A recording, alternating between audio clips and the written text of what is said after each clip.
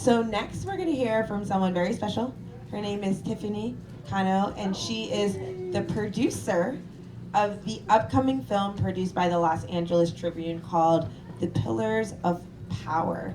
And Marie Diamond is one of the headliners in the Pillars of Power. And so, Tiffany, it's amazing for you to be here joining with us. You just came out with a brand new book. You are a healer, you are a film producer, and you're also in some upcoming films. And so, as we get started today, I would love for you to share, as you have come across Marie Diamond's work, how has it expanded your mindset or expanded how you approach your space in your home? When I first met you, Marie, my impression was, oh, she's like a Julie Andrews. She has this grace and this like queenly qualities and just like the spiritual essence just like oozes out of you. And I was like, I love that. And the fact that I get to be in multiple movies with you is even more inspiring to just. And then as you were holding my book, Sacred Body, Sacred Soul, and we took some pictures on the red carpet, and I was like, maybe I should keep this book and not let it be sold, because I could just feel the essence that, just by you holding it was infusing into it. I love that. And Marie's does radiate, I have to say. She definitely just has a beautiful energy to you. Definitely have a beautiful energy to you. And so, Tiffany, you just came out a new book, and you've talked about how your book was inspired by a download, and it was channeled. And it comes at an interesting point in time, right? Because you are a healer. You bring together a community on the weekends for 3-day sessions where you bring in different healers and coaches to help people along their journeys. But you're also in the midst of producing this film, The Pillars of Power, with individuals such as Marie Diamond and Sharon Lecter and Ken Honda and Brian Tracy and Dame Doria Cordova and Dr. Joe Vitale. And so you've been around, right? So many amazing and beautiful messages and so many amazing and beautiful healers, and you've been inspired to write this book. So I'm kind of curious, right? This is kind of a long-winded question here, but I want to give people the kind of context of all of the things that you have going on in your life that were going on as you wrote this book. So how have your experiences played a role in how you have approached writing the book? Maybe not the words in the book just yet, because we're going to get there, but how you've even approached writing the book, given you've been around all of these kind of visionaries and luminaries and individuals that are really shifting consciousness around the world. I've been blessed to be with spiritual teachers, holy masters, saintly people for most of my life. I mean, I've been clairvoyant my entire life. I've been able to heal since I was a small kid, getting paid for it since I was 8. And I love surrounding myself by high vibration people. And doing these movies, which first off, I had no desire in doing them, but I got the divine, this could be good for you and to help, humanity. So I let go of my resistance and just surrendered, and it was the best thing that I ever could have done. And then being on set with incredible people, meeting other movers and shakers is so inspiring. And it boosted my confidence even more, and it was a space that gave me permission to put myself out there in bigger ways than I had allowed myself to do up until that moment, which also included writing a solo book. I'd been in a couple of compilation books, but I still was hiding a bit. And then, being on set and filming, I was like, okay, check the box, check that box. All right, yeah, I can totally do a book. And then when I received the whoosh of a download of something that I was teaching already in my embodiment program for conscious creation, love, and empowerment, which was a whole series on self-love and self-compassion, that's when the whoosh came. It needs to be in a book. Yeah, and I think a lot of people can relate to wanting to hide, right? Because it can be easy to want to do what you're doing, just in your own space, right? But there is something to be said about stepping up and taking more expanded space. So, what kind of gave you the courage to do that as you were kind of navigating and moving around and being around other people? What gave you that courage? When I notice that I'm feeling nervous, scared, pretty much any emotion, I give it to God.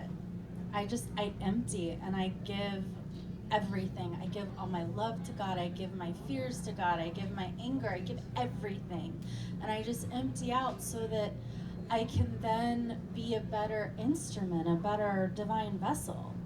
And as I'm doing that, then intuition comes, blessings come, downloads come, a fearlessness.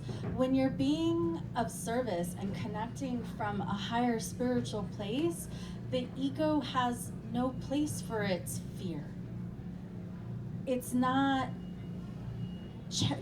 having that chatter, because that's not where you're connected to in the moment. Or at least that's how it's been for me. I'll just connect to my higher soul and source and then let that energy flow through. And teaching workshops for almost 3 decades now, actually since this body is now 48 years young. Yeah, it's been like 3 decades. And that's my practice. I meditate and I get empty. I love that. So I'm curious because Marie's here. She's going to talk about her book, Your Home is a Vision Board. So as you've been writing, as you've been creating with all of these projects that you've been working on, have you made any changes to your space? And if not, are you curious about what could happen if you made some changes to your space? Absolutely. Space matters. Every time, just even a simple house cleaning or decluttering, all of a sudden everything feels better, emotionally better, physically better, more energy, more vitality. And there are certain energetics in a space. Like even before I met you, Marie, Master Chokook Sui was who I learned feng shui from back in my early 20s. And it made such a profound difference in my life. I mean, abundance, prosperity, openness to creativity all came forth when I would, use proper feng shui practices. Yeah, I definitely hear that. So so your book came out, it actually came out just last week, right? It did, it's brand new. Sacred Body, Sacred Soul. Yes. What is it that you want people to be aware about in your book, in terms of how they can further connect with themselves? It's a healing journey. I tried to keep it in kind of a workshop format, and it's simple. So every chapter looks at what is a subconscious wound, what are the beliefs, what are the chatter that's going on. And then I went through a series of those common ones, like for example, my worth is based on how I look, as like one possible phrase, and then going in and doing the deeper inner work around feeling valuable, feeling whole, feeling loved, feeling beautiful, no matter what your physical body temple looks and feels like. And it can be so healing, and every chapter has positive affirmations, there's spiritual practices, there's journal questions, there's an opportunity to go really, really deep within yourself to get aligned and at home and at peace within your own body temple. I love that. So, peace is a simple word. It's only 5 words. But it can be fleeting, right? It can be something that people strive for, but it's hard to reach. So as people think about bringing more peace into their life, what are ways that they can open their expansiveness of how to connect with peace? Pause, breathe. Allow any negative cords, negative attachments. I see them energetically. You know, every time you think, touch, talk, look at somebody, there's cords. Some of these cords are good, some of them are not so good. Some of them are very loving, some of them have fear and stress, and just being able to release those and come back to yourself without all of the noise. And I don't know about you guys, but I've grown up super empathic, what we would call an HSP, super or highly sensitive person, right? And so being able to feel energies, being able to hear and feel what people are thinking and feeling. And as a kid, I didn't know how to discern between what is my thoughts and feelings and what is somebody else's. And so through a very painful process, I learned how to have healthy energetic boundaries and get back to what is my peace place without all the noise and everybody else's thoughts and feelings sponged into my space. Yeah.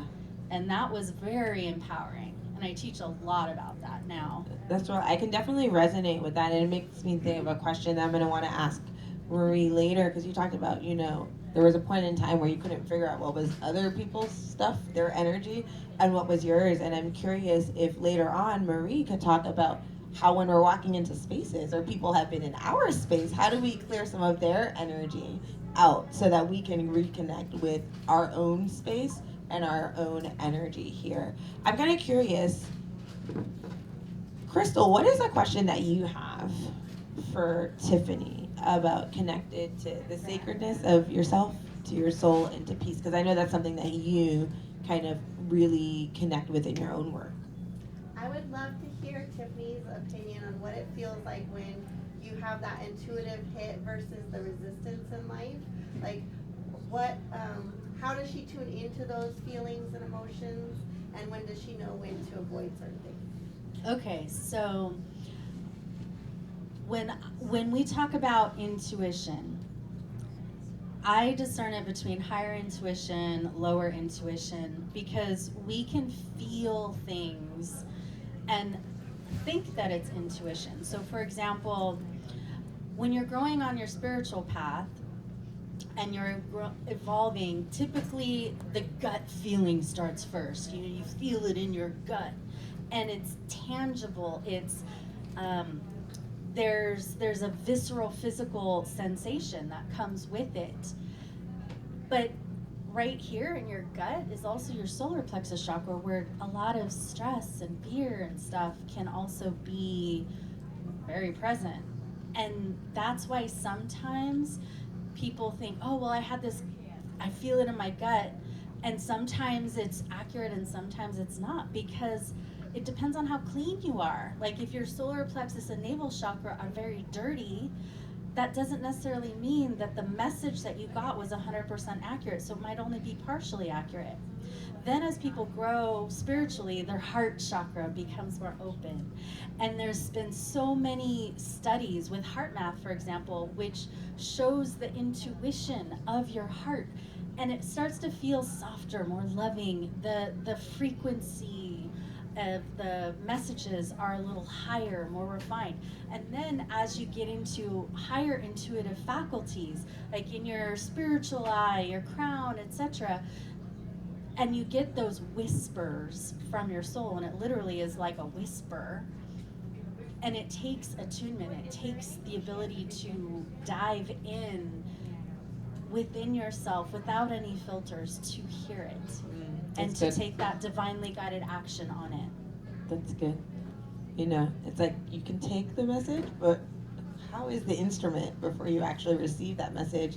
That is also something that I think we're going to want to ask Marie about in a little bit, about how you can kind of clear your space to actually connect with what yourself, your higher self, may be wanting to tell you, but you may have things in your space that are preventing you from actually getting that message or understanding that message clearly. Tiffany, it's been such a pleasure to have you here. I know that you're so intertwined with the work that Marie is doing on the Pillars of Power. Congratulations on your book. I know you have a couple of copies here for some of the guests that are here, and it also can be found online on barnesandnobles.com. Thank you so much, Yep. Tiffany. Thank you. The ebook is at Barnes. Thank you so much.